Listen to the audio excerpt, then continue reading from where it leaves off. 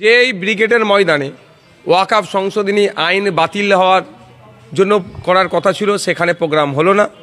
সেই ব্রিগেডের ময়দানে আবার গীতা পাঠ হচ্ছে।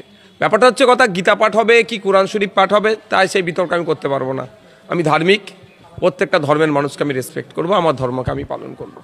ব্যাপারটা হচ্ছে এখানে তৃণমূল কংগ্রেস বা বিজেপি রাজনৈতিকভাবে অপ্রাসঙ্গিক হয়ে উঠবে যদি ধর্মকে নিয়ে রাজনীতি করে।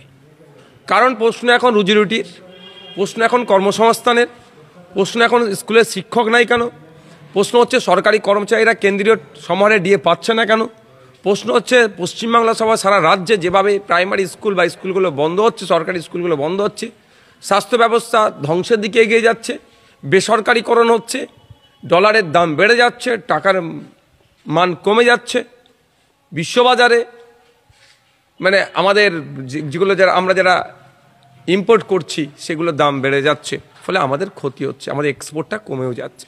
এটা নিয়ে প্রশ্ন করা দরকার, এটা নিয়ে চর্চা হওয়া দরকার। এর পরিবর্তে লক্ষ্যকণ্ঠে গীতা পাঠ, সংহতি দিবস,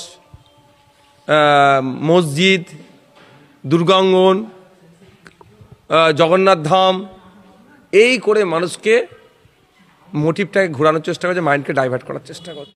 ইনি নওশাদ সিদ্দিকী বর্তমানে পশ্চিমবঙ্গের রাজনীতিবিদদের কাল হয়ে দাঁড়িয়েছে। কেননা নওশাদ সিদ্দিকী যারা রাজনীতি নিয়ে ব্যবসা করে তাদের ব্যবসা বন্ধ করার জন্য রাজনীতিতে পা রেখেছে, কিন্তু নওশাদ সিদ্দিকী নিজে রাজনীতি করতে চায় না, নিজে মানুষের হক মানুষকে বুঝিয়ে দেওয়ার চেষ্টা করে।